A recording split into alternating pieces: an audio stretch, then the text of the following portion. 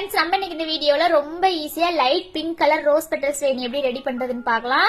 நம்ம பெட்டல்ஸ் உதுத்து எடுத்துட்டு இந்த மாதிரி பாருங்க, சுருட்டி சுருட்டி கோர்க்கும் போது ரொம்ப அழகா இருக்கும். சுருட்டி சுருட்டி இந்த மாதிரி பாருங்க, சுருட்டிட்டு நம்ம வந்துட்டு ரவுண்டா ஒண்ணு பக்கத்துல ஒண்ணு வர மாதிரி சென்டரா பார்த்து கோர்த்துக்கலாம். இந்த மாதிரி பெரிய பெரிய பெட்டல்ஸா இருக்கிறதெல்லாம் சென்டரா பார்த்து கோர்க்கும் போது தான் நம்மளுக்கு பிரைடல் வேணி கரெக்டான ரவுண்ட் சைஸுக்கு கிடைக்கும்.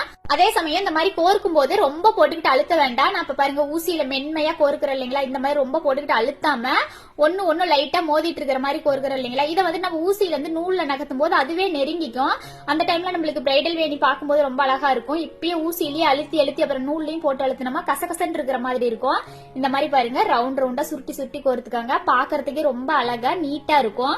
பூ கட்ட தெரியாதவங்க கூட ரொம்ப ஈஸியா இந்த மாதிரி ரெடி பண்ணலாம். எந்த இடத்துலயுமே பூ கட்டுற மெத்தட்ல கட்ட தேவையில்லை. குட்டி பசங்க கூட ரொம்ப ஈஸியா ரெடி பண்ணிக்கலாம். அவ்வளவுதான். நம்மளுக்கு பிரைடல் வேணி எவ்வளவு நீளத்துக்கு வேணுமோ அவ்வளவு நீளத்துக்கு கோர்த்துக்கலாம்.